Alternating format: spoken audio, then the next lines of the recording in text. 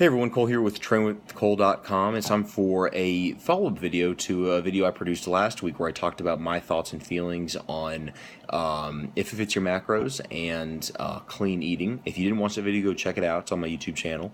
I'll make sure that I post a link below so you can go check that out. But in that video, I just talked about the philosophy between the two, what both of them meant, and just my general thoughts and feelings on which was more appropriate. But I did say in that video that I would make a follow-up video and talk more specifically about why tracking macronutrients, regardless if it fits your macros person or a cleaning person, is very, very important to whatever your physique goal is.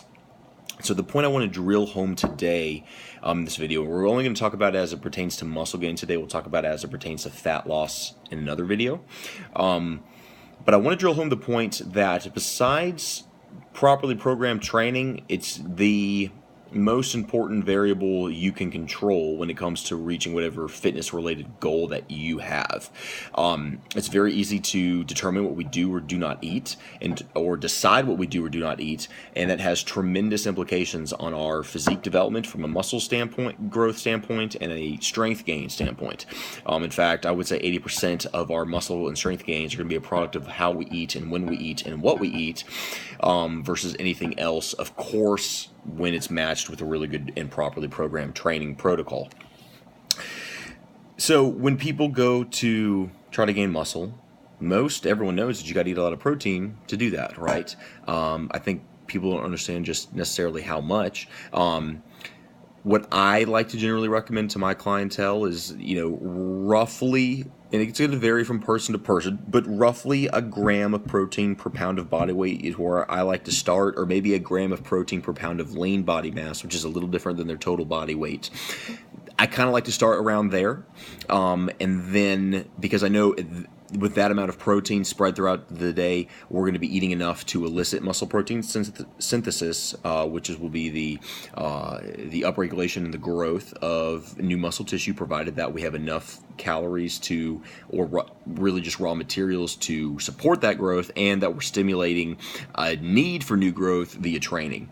The problem is, though, people a lot of times when they set up diets, they stop there and they don't give the same attention to both carbs and fats, but that's really, I think, where the battles are won and lost, not so much just in protein, because most muscle gain bulk phases are sabotaged by a lot of excess fat gain, because people don't track their carbohydrate and fat intakes, and it turns into a free-for-all with those macronutrients or just food in general.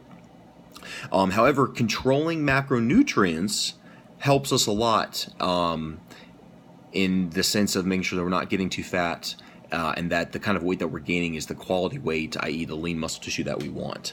And that's really what I want to drive home here, is if we control and track our fat intake and our carbohydrate intake as much as we do our protein, we're going to be setting ourselves up for a much better physique in the long run, a much better a level of performance in the gym, especially when we program the type of macronutrients we eat around the training window and at other points in the day.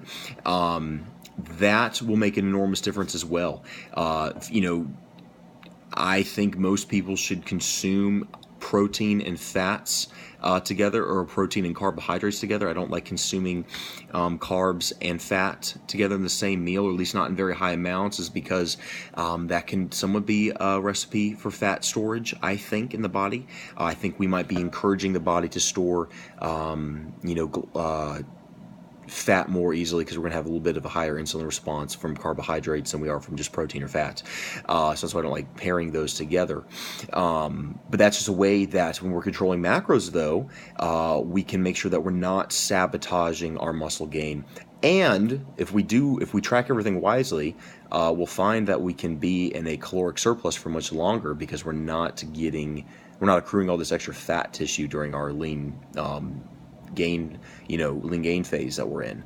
Again, muscle growth takes a long time. It just does, and we need to be patient. We need to train hard, but more importantly, the battles are won and lost. The war is won and lost in the diet and in the kitchen. But again, just to bring this full circle, the point being is that if utilizing tracking macros will keep us on the straight path towards a bigger, stronger, more muscular physique when we're trying to gain muscle tissue. If we are not paying attention at all to how many carbs or fats we're eating or when we're eating them, we're probably going to gain more fat tissue than we actually want. So if you're not doing these things, consider how you can. Feel free to comment below or shoot me an email. Let's talk about it. I'd be happy to help you set up some kind of philosophy in terms of maybe where your macros be. But keep that in mind that dieting to gain muscle is just as important and just as the same amount of discipline needs to be there when we're trying to diet to lose fat. So keep that in mind.